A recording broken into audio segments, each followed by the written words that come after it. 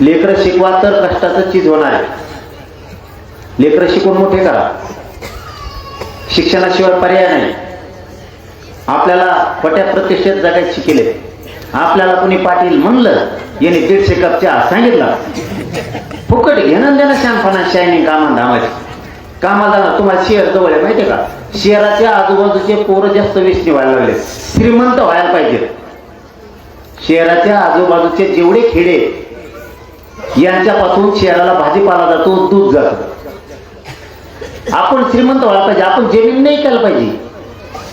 आपण जमिनी विकतो. एक दिवसाने 50-100 वर्षांनी त्याच जमिनी करोड रुपये भाव येईल त्याला. आत्ताच विकू नका विनाकारण.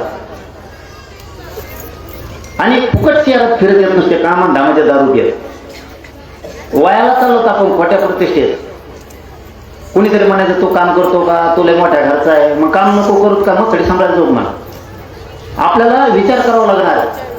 तुम्ही आसपासचे शहराचे शेजारच्या पोरांनी दारू पिऊ नका. दारू प्यायला ना आपल्या कुटुंबाचं वाटलं काय बघायचं रे, आई बापाने कुणाकडे बघायचं, तुम्ही दारू प्यायला लागला. आपले आई बापा रात्रंदिवस कष्ट करणार आणि आपण व्यसनी होणार दारू प्यायला.